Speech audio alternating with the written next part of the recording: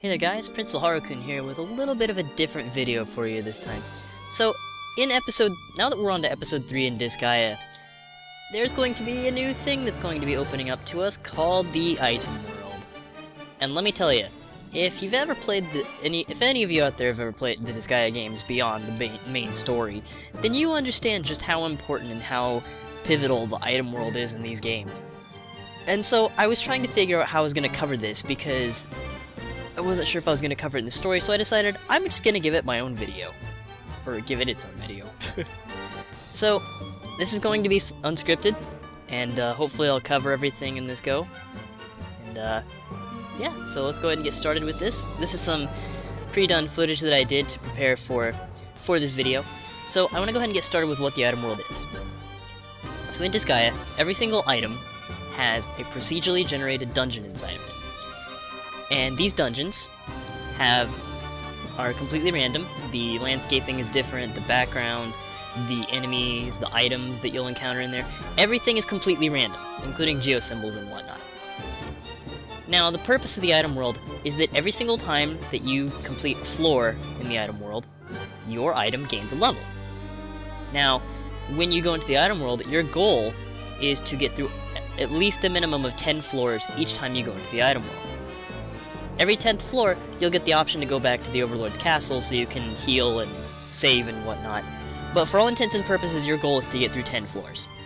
And the only other way to escape from the item world is to use an item called Mr. Jinsee's exit. And the game is nice enough to supply you with one when you start, as you probably saw, as you will see in episode 3-1 when I acquire it, as I show off that part of the story. But Mr. Jinsee's exits are the only way to get out. And the only way to acquire a Mr. Jinsee exit is through the bonus gauge, which you have an incredibly low chance of maybe finding it in random stages, but you will be guaranteed to get one on every 10th floor so long as you complete the 10th floor. And that's the only way to to actually escape the item world, outside of just completing every 10th floor. And that's pretty much the absolute basics of that, but there's more to it than that, and we're about to get into that in just a second. So, the thing is that in Disgaea 1, the item world is very, very, very dangerous. It is by and far the most unforgiving of all of the item worlds in this series. And I forgot all about that, and I got my butt kicked a couple times. Like, I had an enemy that randomly just did 120 damage because I wasn't paying attention to the enemy boost times 3 he happened to be standing on, and he did like 200 damage and insta-killed one of my best units. And that's the thing about the item world, is that you have to pay close attention to basically everything, because since the layouts are going to be different, you're going to run into a lot of issues like that. But if it wasn't just the enemies that were a problem, there's also a couple of things you want to look out for. The first and foremost is elevated land. The biggest problem that a lot of people have with Item World in Disgaea 1 is probably going to be elevated land. You see, in order to get to the next floor without killing all the enemies, you have to do what's known as go through a gate called a dimensional warp. Every time you go through this, you automatically go down one floor. Now, you might notice in the footage that there are random floating islands in the item world out there. These islands will never ever be... The base panel and the dimensional warp will always be on the same island no matter what, so that you won't be completely screwed over. What they don't tell you is that the dimensional warp could be on an elevation higher than you can jump on. And as you notice with the dimensional warp, there are sometimes enemies that spawn on top of those, and those are called dimensional gatekeepers. If a dimensional gatekeeper spawns on top of a dimensional warp, and is also on an elevated floor to where you can't get to it, you pretty much either have to restart. And that's part of the BS that thankfully they fixed in future games. But that's the big reason that a lot of people have a lot of issues with this, is because the elevation will get in the way. The best way that I find to counteract the elevation is to have someone with a lot of shoes on, or at the very least have someone that has very good throwing mechanics, because oftentimes it might seem like it's a little bit too high up there, but you can always just throw to it. But honestly, having like a ninja equipping all of the best shoes that you can would be a really good option for this, and ninjas aren't that hard to unlock, so this would be a really good alternative solution. Now, on the subject of dimensional gatekeepers, you might notice that sometimes you don't know if you're going to be able to kill the dimensional gatekeeper, and you really want to get through some of these floors really fast, because maybe you don't want to take all the time to kill the enemies on the floor. Well, if that's the case, then you're going to want to find a way to move the Dimensional Gatekeeper off of the Dimensional Gate. Well, there's a problem with that. See, you can't just lift and throw these Dimensional Gatekeepers willy-nilly any way you want to. Instead, what you have to do is you have to use a skill that could potentially move them. And the most common one that I use personally is the Brawler, or just a general fist user in general's triple strike, because that's a really, really good, easy-to-use move that takes no time to do. And it's really one of the, in my opinion, one of the best ways to get the enemies off of the panels. And that applies to a lot of things too, but specifically in the item world. Even if you're not gonna use one of the even if you're not gonna plan on using a fist character, I still recommend having one just for that very reason, just so that you have a character that is specifically used for the item world. And you'll find that you'll make a lot, and if you don't have a lot of characters, I strongly recommend making as many characters with high throw as you can, just so you have a lot of characters that can throw in the item world, because you will need that. Now, that's all well and good, but you might be wondering, why would I want to skip floors? You know, what could be the reason behind that? Well, the thing is that when you complete a floor and your item gains a level, it gains an increase to its base stats. It won't gain a bonus based on Innocence on there, and I'll get into Innocence in just a second. But it does not matter if you kill everything in order to get a boost. The only enemy that it matters that you kill are the Item General, Item King, or Item God, depending on which floor you're on. So that means that if you're in an item and you just want to upgrade it and you just want to make it stronger, you can just bum rush through the item world. Like, you can just go to Dimensional Warp after Dimensional Warp, and as long as you have a character that can knock the Dimensional Gatekeeper away, then you're pretty much good, because you don't have to worry too much. And this is a really good method to getting weaker or stronger weapons that you're not quite leveled up enough to go through stronger. Granted, it won't become optimal because, well, you're not going to be able to kill the item general if you can't kill the basic residents running around. But it is an option if you really are desperate for strength. And that's another thing. If you feel like you're not doing so well on funds, and you really want a quick way to just become stronger without outright grinding, this is a really good way to do that. And really, if you don't care too much about getting the Mr. Jency's exit on the 10th floors, you can always just kill the Item General King God or whatever, and as long as you kill him and you complete the floor, then you'll still get the bonus from killing the Item General King God. Speaking of Item General King God, I keep calling them that because there are 3 forms of enemy boss types in the item world. Every 10th floor, you'll encounter what I call a boss floor.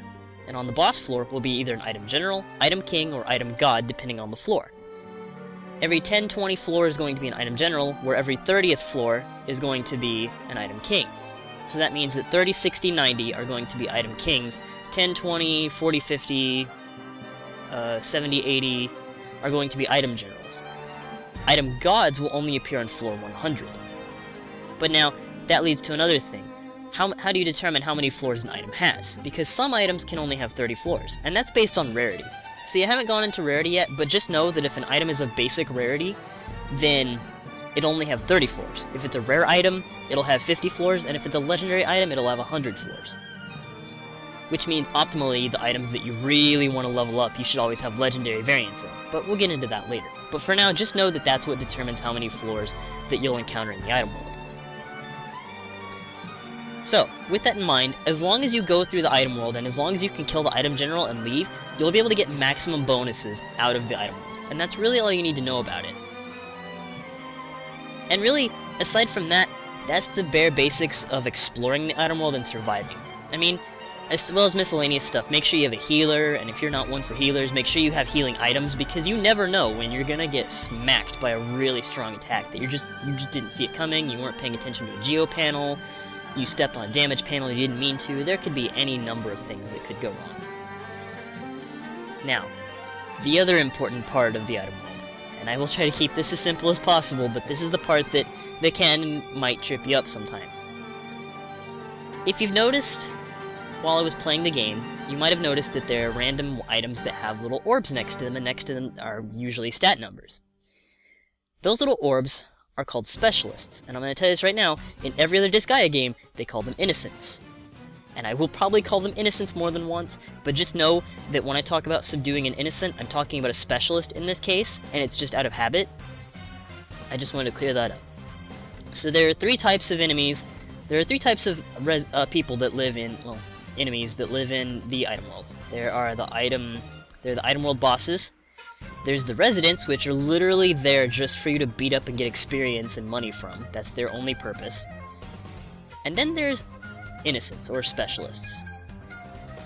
Specialists are, well, special. They will provide a bonus to the item in question.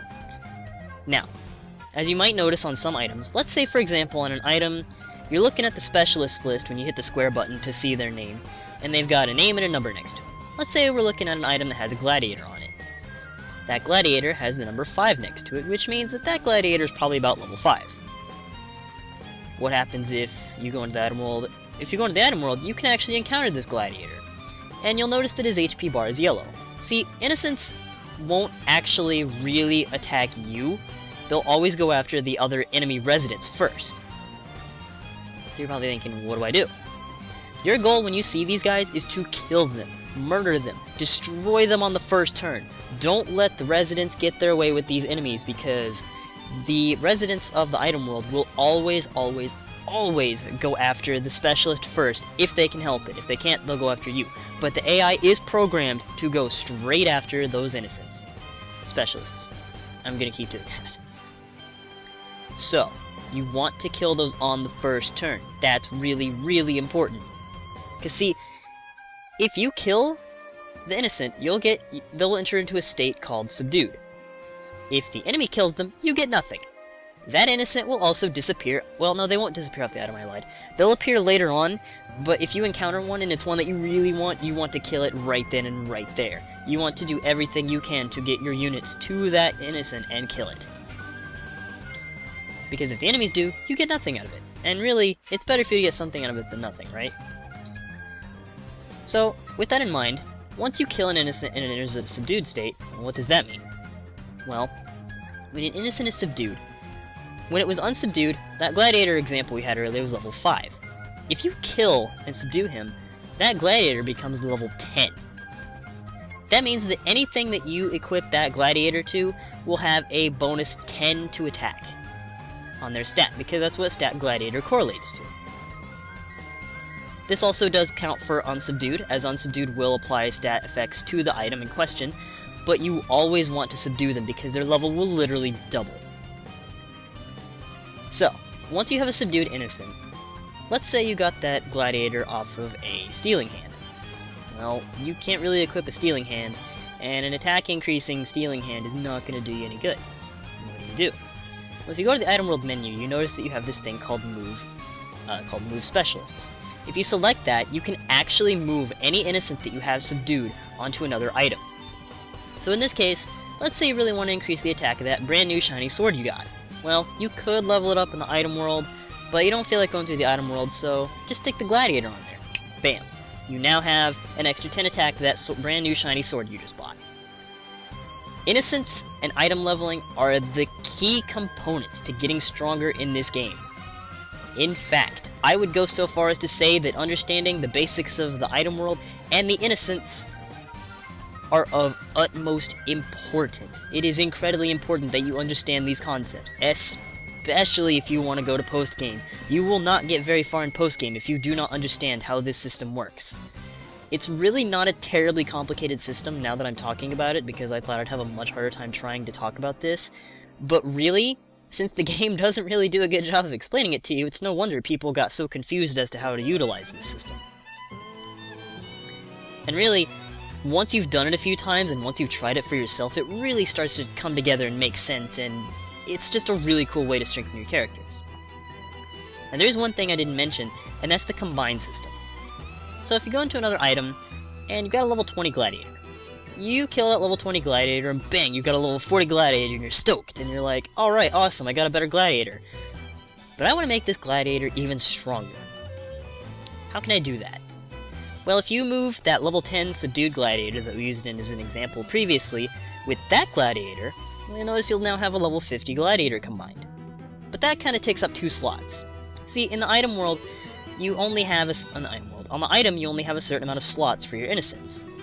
Again, The varying slots are determined by the rarity. A normal item can only hold 4, a rare can hold I believe 6, and a legendary can hold a whopping 8. Which again, more reasons to go for legendary variants of items. Now, if you put those 2 gladiators on there, each gladiator is a separate entity, and so they're taking up 2 slots. Well, that's dumb. You could use that other slot that is taking up for something more important. That's where combining innocence comes in.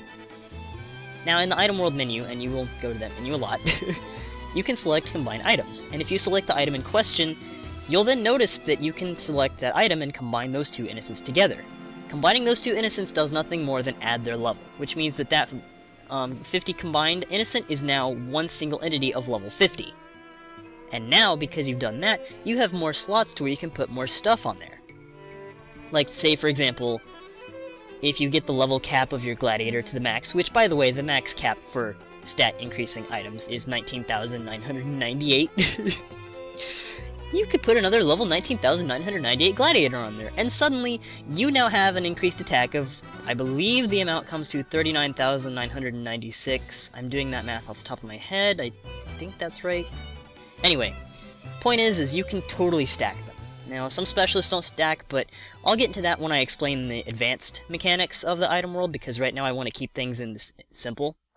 But just know that that's something you can do. Now, you might think to yourself, okay, what happens if you try to combine a subdued innocent with an unsubdued innocent? This is where I want to raise a red flag and say, don't do that. Don't do that. Okay, let's say that you have an unsubdued innocent and a subdued innocent, and you have it on a max and an item you've already finished the item world on. If you think that you can get smart and try to combine a subdued with an unsubdued, then that subdued innocent will become unsubdued, and its level will go down. If you do that on a level 30 item, you have essentially just lost that innocent, because you cannot get that innocent back, because you can't go into a level 30, you can't go into a max level item anymore in the item world, and to top it all off, there's no way to move unsubdued innocents from an item. And that has not changed in any of the Disgaeas, so you really don't want to do this in any of them. This is not just stuck to the first game. Of course, this is before Disgaea 5. So for all I know, they could have changed that. But anyway, long story short, don't do it. The other thing to note is that if you do combine an unsubdued with a subdued, the level that it goes down, and I'm going to try to explain this the best way that I can.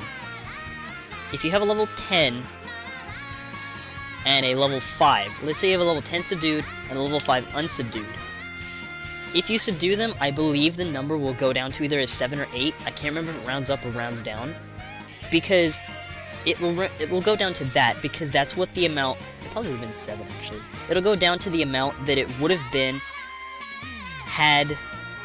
it'll go down to basically that, because that means that if you go back and subdue that innocent, it'll then be level 15, which is what it would have been normally. Does that make sense? It's really hard to explain, but if you want to try it out on a low level just to see what I mean, it's not something that I can really easily explain. So go ahead and give it a try on like some low levels if you're interested, but I wouldn't. Long story short, just don't do it, and you'll be fine. But and that's pretty much the absolute basics of the item world, and holy cow, I've been talking about the item world for about 20 minutes now. This is quite a video, and if it is obvious, I didn't script this, because I don't usually script these kinds of things. And really, the item world is kind of daunting at first, and when you see it, you're like, oh no, not randomly generated dungeons that kind of kick my butt. They're really not that bad. You just have to pay attention, and you have to utilize everything you've learned up to this point. Really, when I said lifting and throwing is the most important mechanic in this game, lifting and throwing is incredibly important. And I'll leave you off with one more tip. Remember how I told you in a previous episode how if you leave a unit on the base panel, they will, and if you lift and throw them, they can still use their move range and their attack? Let's say you create one of those towers where you lift multiple characters, and you put the character with a fist weapon that knows triple strike on the top. If you were to throw a tower all the way to the dimensional gate, if the dimensional gate is being held by a captive, as I call it, by a dimensional gatekeeper, if you triple strike the gatekeeper off the dimensional warp after you've already thrown the Fist User right next to the Dimensional Gate, you can actually just straight up knock them off of the Dimensional Warp, and you can just walk right in, and there you go. Even with the Dimensional Gatekeeper there, you can still complete Item World floors in one turn using that technique. It's not a super ultra advanced technique, and it's really simple, but I find myself creating towers a lot when I use the Item World, besides it just being a good way to get units around the map. Granted, it does waste their turn when they throw it, but it is a strategy nonetheless, and I'd be interested in seeing what kind of strategies you guys use to navigate the Item World if you've done this before. So with that, that's pretty much the basics of the Item World. From now on, if I do any Item World stuff, it will be done off-screen, and there will be a future video towards the end of this project where I cover the advanced mechanics of the Item World, where we'll be getting into really sneaky things such as double killing, and other fun stuff that I haven't yet figured out, because I'm still trying to do things one at a time, but I keep wanting to plan everything at once in this playthrough. So yeah, hopefully this was of use to you guys, and hopefully I did a good job of explaining the Item World. If you have any questions at all about it, let me know in the comments, and I will do my best to answer it. And as always, I hope you guys enjoyed this video, and this is a bit different from what I normally do, and I will see you guys in episode 3-1, where we will do the episode A Hint of Kindness.